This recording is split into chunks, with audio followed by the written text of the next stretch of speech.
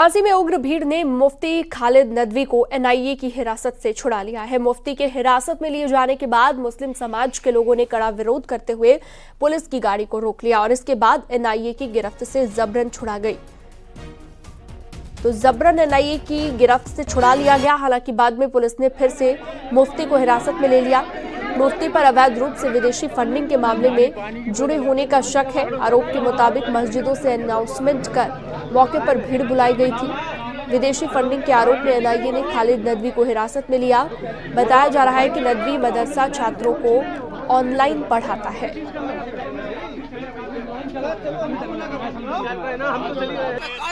साहब ने और साहब ने सब लोगों ने कहा है हम अपनी जिम्मेदारी पे हम खुद खालिद को लेके जा रहे हैं। आप लोग खामोश हो जाओ, हम रहेंगे इंशाअल्लाह। उम्मीद है ये हजरात हमेशा इंसाफ से फैसला किया है। जब हम इंसाफ चाहने वाले हैं तो इनसे भी हमें इंसाफ की उम्मीद है।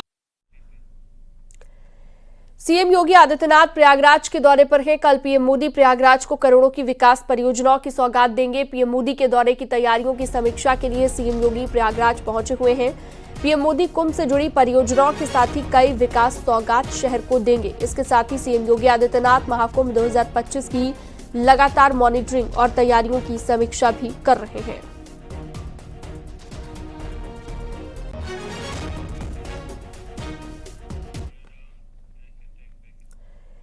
13 अखाड़े, लाखों संत, करोड़ों श्रद्धालु और देश विदेश तक भारतीय संस्कृति की चमक को बिखेरने वाला महाआयोजन महाकुंभ सिर्फ भारतीय सनातन परंपरा के लिए ही अहम नहीं है, बल्कि ये भारत की संस्कृति की छाप विदेशों तक छोड़ने वाला आयोजन है। शायद इसलिए ही पीएम मोदी और सीएम योगी ने इसे लेकर मिशन मोड में काम किया है। इससे पहले भी योगी सरकार ने 2019 कुंभ का सफल आयोजन करवाया था, लेकिन इस बार इसे और भव्य, विशाल और अद्भुत बनाने की खास तैयारी की गई है।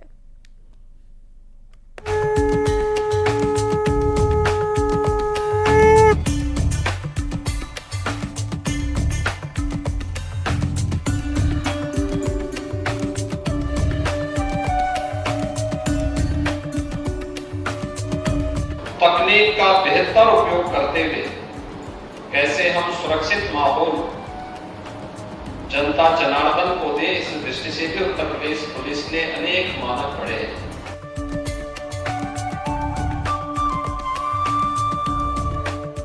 तेरह जनवरी से शुरू होने वाले महाकुंभ मेले को लेकर यूपी की योगी सरकार युद्ध स्तर पर तैयारियों में जुटी है। सीएम योगी न सिर्फ खुद हर चीज पर बारीकी से नजर रख रहे हैं, बल्कि कई बार ग्राउंड जीरो पर उतरकर व्यवस्थाओं का निरीक्षण कर चुके हैं। सीएम योगी ने न सिर्फ इस आयोजन का महत्व बताया, बल्कि कहा कि इस बार पूरी दुनिया भारत की अतिथि देवो भव की संस्कृति देखेगी।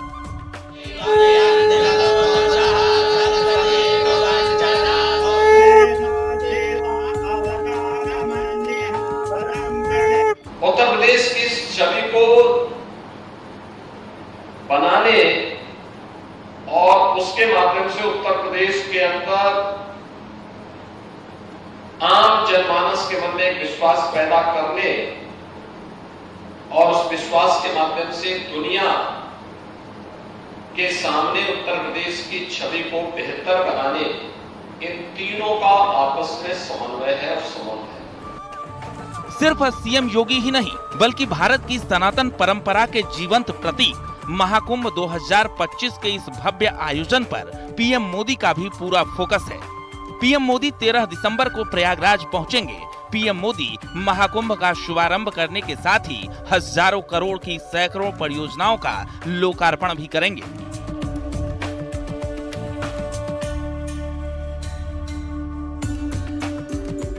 तेरह दिसंबर को पीएम मोदी आएंगे। गंगा पूजन के साथ महाकुंभ की शुरुआत होगी। 700 परियोजनाओं का लोकार्पण करेंगे। 400 से ज्यादा योजना महाकुंभ से जुड़ी है। कुल 6500 करोड़ की सौगात देंगे पीएम मोदी। 3800 करोड़ की योजनाएं कुंभ से जुड़ी। ये हमारे चेंजिंग रूम्स और जेटीज बनने हैं। जेटीज जिस टाइप के होंगे पूरे मतलब सुविधालेस होंगे, वो आपको उसमें सारी सुविधाएं मिलेंगी, जैसे सोफे से लेकर बैठने से लेकर सब कुछ सुविधा होगी। प्लस उसमें जेटीज में वो कंट्रोल, रिमोट कंट्रोल से कंट्रोल होने वाली, स्टीयरिंग कंट्रोल होने वाली पूरी मशीनरी पूरी फिट है उसमें यहाँ की। ये पूरी गवर्नमेंट की तरफ से बन रही है। ये हमारे दास एंड कुमार हैं वाराणसी के, वो संस्था स्टैंडर्ड को पूरा बना रही है। जैसे उसके अंदर 2 कमरे जेटीज जो है हमारे, उसमें 2 कमरेज हैं, प्लस में बैठने की सुविधा, पंखे लगे, सोलर इन्वर्टर सब लगे हुए, प्लस उसमें नहाने के लिए जो है एक छोटे से स्विमिंग पूल भी बनाए गए हैं। जी, आप जैसे नाश्ता कीजिए, कुछ अपना करना, जब आप गवर्नमेंट जैसे जो निर्धारित करेगी, जो जैसे जिस तरह से यूज करना चाहिए उसका, वो इसके महाकुंभ है। जैसे प्रयागराज वासी होगा या बाहर से कोई भी आ सकता है, श्रद्धालु से लेकर कोई भी आ सकता है, वो उसका इस्तेमाल कर सकता है गवर्नमेंट की तरफ से। उत्तर प्रदेश की योगी सरकार महाकुंभ 2025 को 2019 में आयोजित दिव्य और भव्य कुंभ से भी बेहतर आयोजित करने की तैयारी कर रही है। महाकुंभ के बेहतर आयोजन के लिए प्रयागराज मेला प्राधिकरण द्वारा इसका क्षेत्रफल जहां बढ़ाया जा रहा है, मेले में अतिरिक्त सुविधाएं भी मुहैया कराए जाने की तैयारी है। 1264 करोड़ की 75 विभागीय परियोजनाओं पर काम चल रहा है। 6 अक्टूबर को प्रयागराज पहुंचकर सीएम योगी आदित्यनाथ ने महाकुंभ से जुड़ी सभी लगभग 480 अस्थायी और अस्थायी परियोजनाओं को 31 दिसंबर 2024 तक पूरा करने का निर्देश दिया है। प्रयागराज मेला प्राधिकरण एक अत्याधुनिक लैब भी बनाई गई है, जिसमें हर स्तर पर टेस्टिंग होती है, फाइनल बिल की ऑडिट होती है, ऑनलाइन सॉफ्टवेयर के माध्यम से मॉनिटरिंग हो रही है। महाकुंभ के सफल आयोजन के लिए योगी सरकार ने अनुभवी अधिकारियों की टीम लगाई है। 2019 में दिव्य और भव्य कुंभ आयोजित करा चुके कुंभ मेला अधिकारी विजय किरण आनंद पर एक बार फिर से योगी सरकार ने भरोसा जताया है। कुंभ मेले में ऐसे तमाम अधिकारियों को लगाया गया है जिन्हें पहले माघ मेले और कुंभ के आयोजन में काम करने का पर्याप्त अनुभव है।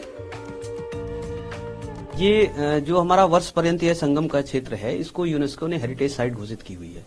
उसमें हम लोग देखते थे कि जो प्रयागवाल है वो अपना जो तखत लगा के एक टेम्पोररी अरेंजमेंट करते हैं, जहाँ गंगा जमुना का संगम रहता है वहां पर टेम्पोररी तखत लगाते हैं, बांस से उसको सपोर्ट करते हैं, फिर पानी जहां से शिफ्ट होता है तो उसको शिफ्ट करते हैं। तो उसको हम लोग रिप्लेस कर रहे हैं जेट्टी से।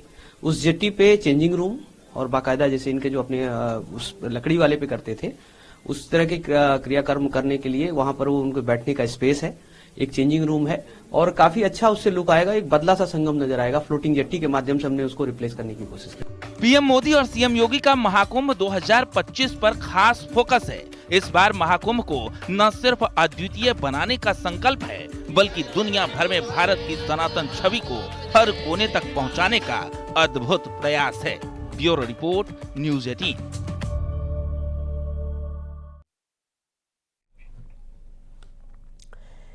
13 जनवरी से प्रयागराज में महाकुंभ होना है, लिहाजा यूपी सरकार देश भर में न्योता भेज रही है। यूपी सरकार के 2 मंत्री अनिल कुमार और दानिश आजाद अंसारी ने जम्मू में प्रेस कॉन्फ्रेंस कर महाकुंभ की जानकारी दी। आपको बता दें कि सीएम योगी आदित्यनाथ ने महाकुंभ के ब्रांडिंग की कार्य योजना साझा की थी। उन्होंने कहा था कि मंत्री अलग अलग राज्यों में जाएंगे और वहां की सरकार के मुखिया के जरिए जनता को महाकुंभ स्नान का पुण्य लाभ लेने के लिए प्रेरित करेंगे। 5 दिसंबर से 30 दिसंबर के बीच अलग अलग राज्यों में भ्रमण का कार्यक्रम बनाया गया है। में हमने 80 VMD 2750 जो है सीसीटीवी कैमरे, नंबर प्लेट पहचानने के लिए 108 कैमरे, भीड़ प्रबंधन के लिए AI पे आधारित, देखिए ये बड़ी नई चीज इस बार हो रही है। डिजिटल महाकुंभ भी इसीलिए कहा गया है कि AI पर आधारित 268 वीडियो एनालिटिक्स और वाहनों की गिनती के लिए AI पर आधारित 240 वीडियो के ऐसे सेंटर्स तैयार किए गए हैं। तो इसको हम AI से भी हम इसको इनबिल्ट कर रहे हैं अपने इस महाकुंभ को। और सीसीटीवी कैमरों को देखने के लिए 52 सीटर 4 व्यूइंग सेंटर भी स्थापित किए गए हैं। और इसके अलावा हमारे महाकुंभ पे जो है तमाम तरीके जो पानी की पीने, जो बेसिक टॉयलेट की फैसिलिटी हो गई, पानी की फैसिलिटी हो गई, पार्किंग की स्मार्ट पार्किंग की व्यवस्था बनाई गई है। ये भी एक बहुत नई चीज है, स्मार्ट पार्किंग की व्यवस्था बनाई गई है जिससे कि वहां पर्यटकों को पार्किंग की समस्या से जूझना नहीं पड़ेगा। 101 स्मार्ट पार्किंग की व्यवस्था की गई है जिसमें प्रतिदिन 5 लाख से अधिक वाहनों की पार्किंग की भी की जा सकती है। और इन पार्किंगों की निगरानी के लिए अलग से एक इंटीग्रेटेड कंट्रोल रूम बना है। और ये जो महाकुंभ है इसकी एक और ये खासियत है कि ये महाकुंभ के साथ साथ इसको हरित महाकुंभ का भी नाम दिया गया है। हरित महाकुंभ इसलिए कि 3 लाख से अधिक पेड़ जो है प्रयागराज के क्षेत्र में लगाया। निश्चित रूप से इसमें इनविटेशन सभी को भेजा जा रहा है और सभी प्रदेशों में माननीय मुख्यमंत्री जी ने 2-2 लोगों की ड्यूटी लगाई है। जैसे यहाँ जम्मू कश्मीर में मेरी और दानिश भाई की है, और इसी प्रकार मान लो जहाँ कहीं कांग्रेस के भी सीएम हैं तो वहाँ उनको भी इनविटेशन जा रहा है, और पर्सनल तरीके से और लोगों को भी इनविटेशन जा रहे हैं। तो इनविटेशन सभी को जाएगा, इसमें कोई राजनीति से प्रेरित कार्यक्रम नहीं है, ये धार्मिक कार्यक्रम है। सभी की आस्था होती है, वो किसी भी दल से जुड़ा हो, सभी लोग इनवाइटेड हैं। महाराष्ट्र में कैबिनेट विस्तार से पहले सीएम देवेंद्र फडणवीस ने पीएम मोदी से मुलाकात की। सीएम बनने के बाद फडणवीस की पीएम मोदी से पहली मुलाकात है। तो देख सकते हैं, मुलाकात की तस्वीर भी आपको हम दिखा रहे हैं। देवेंद्र फडणवीस के साथ प्रधानमंत्री नरेंद्र मोदी की ये मुलाकात।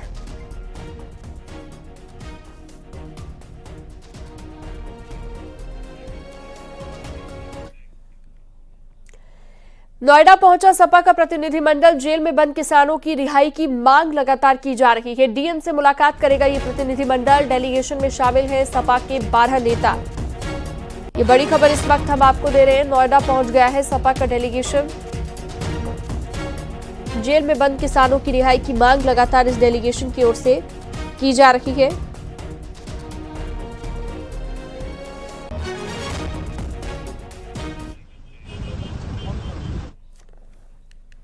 लोकसभा में नेता प्रतिपक्ष राहुल गांधी आज हाथरस पहुंचे और राहुल गांधी ने यहां पर बुलगड़ी गांव में रेप पीड़ित परिवार से मुलाकात की। राहुल गांधी ने पीड़ित परिवार से मुलाकात कर हालचाल जाना। 14 सितंबर 2020 को कोतवाली चंदपा क्षेत्र के बुलगड़ी गांव में 19 साल की लड़की से हैवानियत हुई थी और दिल्ली के सफदरजंग में इलाज के दौरान उसकी मौत हुई थी। इस मामले में 4 आरोपियों में से एक आरोपी को उम्र कैद की सजा सुनाई गई, जबकि कोर्ट ने 3 आरोपियों को बरी कर दिया।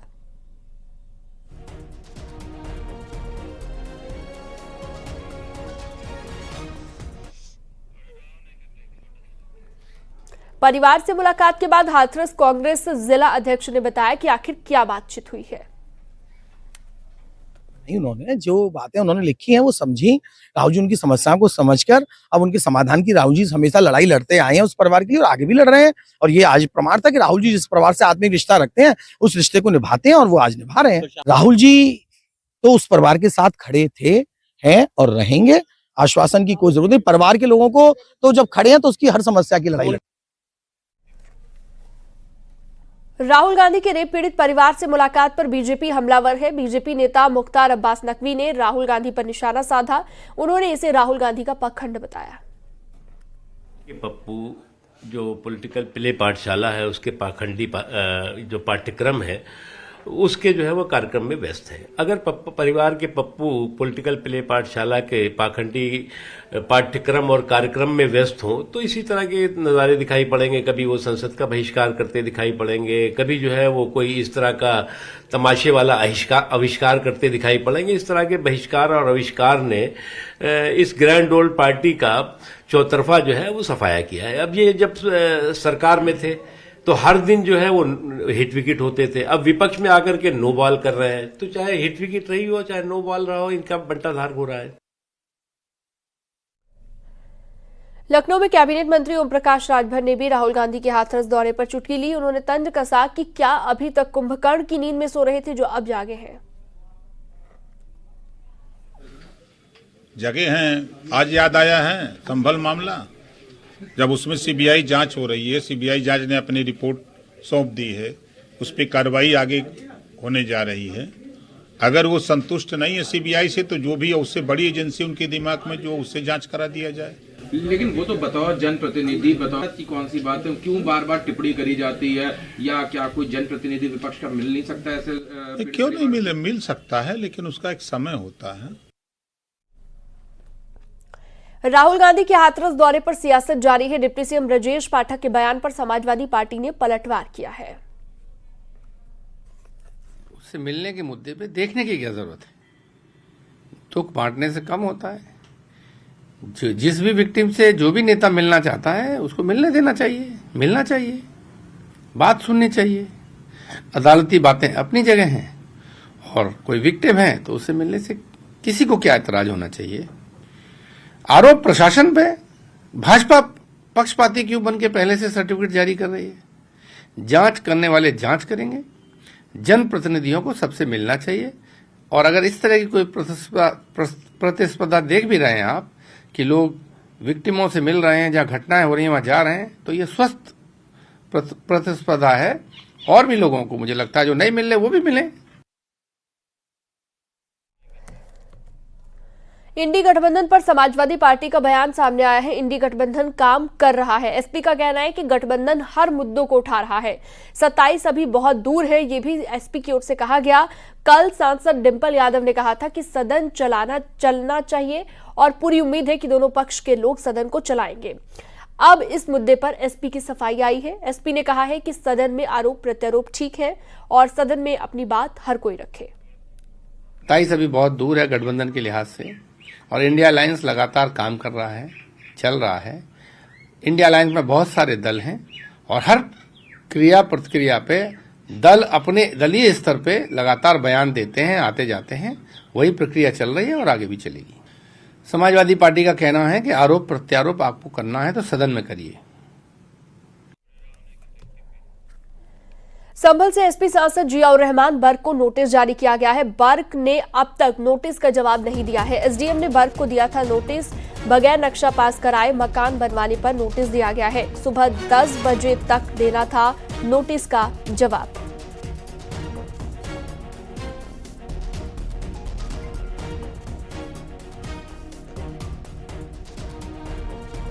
बिना पूर्व से नक्शा पास कराए वहाँ पर निर्माण कार्य कराया जा रहा था और एक बिल्डिंग बनाई गई है, उसी के अनुक्रम में उनको नोटिस दिया। अच्छा, क्या ये मकान है, कॉमर्शियल कॉम्प्लेक्स क्या है? मकान है, प्रथम दृष्टया तो मकान ही दिख रहा है, बाकी वो किस तरह पर इसे बना रहे हैं तो खुद वो बताएंगे अपने जवाब में।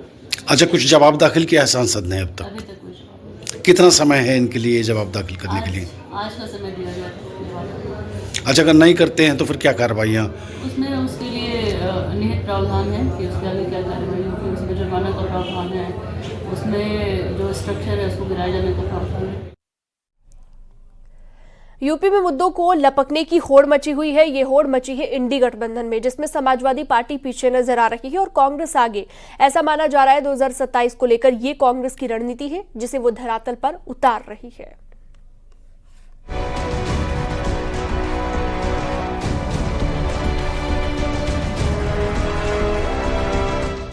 कहते हैं सियासत में मुद्दा तो मायने रखता ही है, लेकिन इसके साथ ही जो सबसे ज्यादा अहमियत रखता है वो है समय।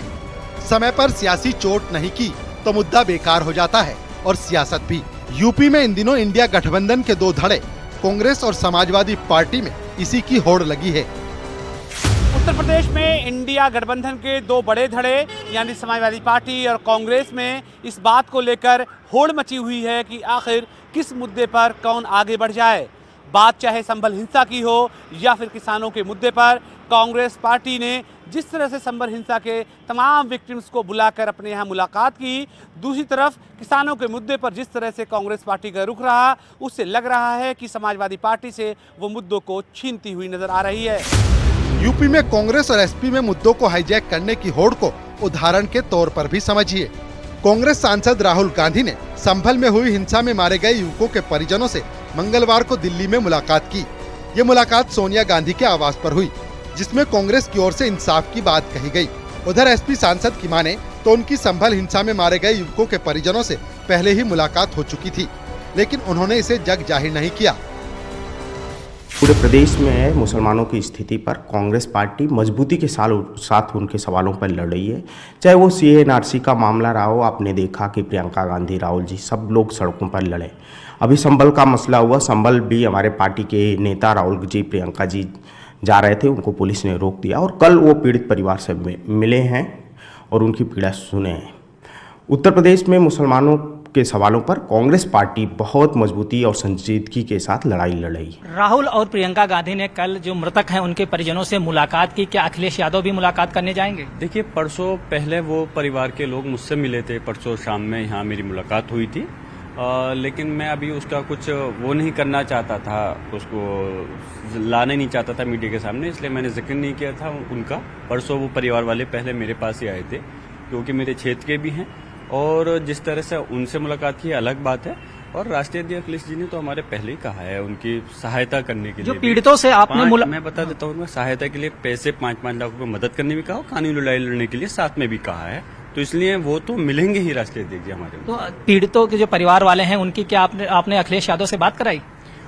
उनसे पीड़ित परिवार की मैंने पूरी मुलाकात, जो राष्ट्रीय अध्यक्ष जी कल और परसों दिल्ली नहीं थे इसलिए मुलाकात नहीं करा पाया था। परसों जो पीड़ित परिवार है वो मुझसे ही मिला था, कल कुछ लोगों ने ले आकर के उनसे ही मिलवाया। खैर कोई बात नहीं। ये तो बात हुई संभल की, लेकिन एसपी नोएडा में किसानों के मुद्दे पर भी कांग्रेस से पीछे नजर आ रही है, क्योंकि कांग्रेस का प्रतिनिधिमंडल ग्रेटर नोएडा पहुंचा, जिसमें कांग्रेस सांसद इमरान मसूद, प्रयागराज से सांसद उज्जवल रमण, बाराबंकी से सांसद तनुज पुनिया मौजूद थे।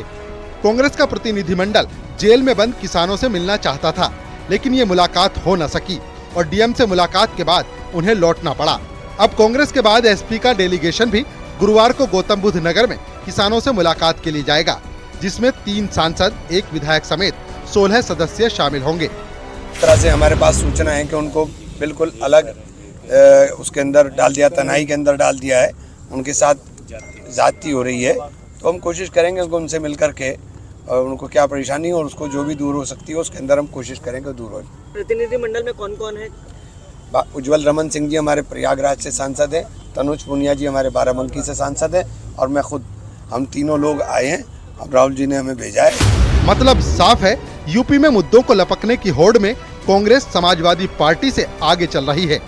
ऐसा माना जा रहा है कि 2027 को लेकर ये कांग्रेस की रणनीति है, जिसे वो धरातल पर उतार रही है।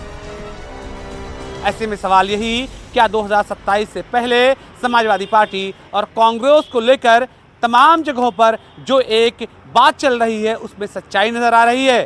खास तौर से चर्चा यही है कि कांग्रेस पार्टी समाजवादी पार्टी से मुद्दों को छीनती हुई नजर आ रही है। कैमरा पर्सन रवि के साथ अलाउद्दीन, न्यूज़ 18 लखनऊ। और इसी बीच बड़ी खबर, बीजेपी ने लोकसभा सांसदों के लिए व्हीप जारी कर दिया है। ये बड़ी खबर इस वक्त मिल रही है। 13-14 दिसंबर के लिए व्हीप जारी हुआ है।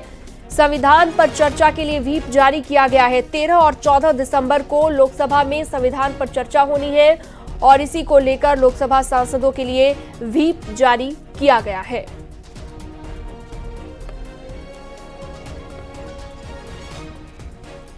बहराइच में एक बार फिर से बाबा का बुलडोजर गरजा, जहां पर रास्तों से अतिक्रमण हटाया गया। भूमाफियाओं ने सरकारी जमीन पर कब्जा करके दीवारों को बनाया था, जिससे बुलडोजर से ढा दिया गया। इस मामले को लेकर एसडीएम ने शिकायत के बाद टीम गठित की थी, जिसके बाद बुलडोजर कार्रवाई कानूनगो और लेखपाल की मौजूदगी में कराई गई। पूरा मामला थाना क्षेत्र के बाबागंज कस्बे का बताया जा रहा है। तो अतिक्रमण पर बुलडोजर वाला एक्शन हुआ है। बहराइच की ये खबर आप देख रहे हैं। एसडीएम को शिकायत दी गई, जिसके बाद ये पूरी कार्रवाई की गई है।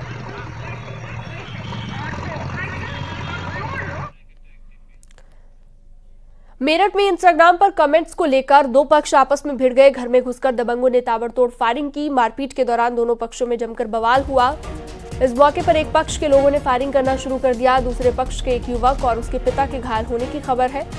मेरठ के लिसाड़ी गेट थाना क्षेत्र के खुशहाल नगर का ये मामला बताया गया। सूचना मिलते ही पुलिस मौके पर पहुंची।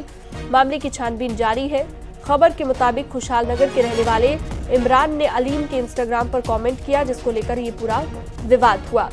मारपीट और फायरिंग भी की गई है। व्हाट्सएप पे इनको ये ग्रुप पे जो मतलब छोड़ते हैं बच्चे, ग्रुप जो बना रखा है इंस्टाग्राम पे, कि मेरे लड़के ने गाली दी। अच्छा। मैंने कहा भैया मेरे लड़के की आवाज़ नहीं है। उन्होंने कहा नहीं, इसी की इस बदमाश की आवाज़ है, इसे हम छन्नी कर देंगे, इसका भ्रष्ट कर देंगे। उन्होंने मारपीट आ गए, 200 जने भी एकदम आए और इसे घर में से अपना इसे गिरवान पकड़ के खींच लिया। अच्छा। उन्होंने फिर पथराव और फायरिंग करी हमारे घर। कितनी राउंड फायरिंग हुई यहाँ पर?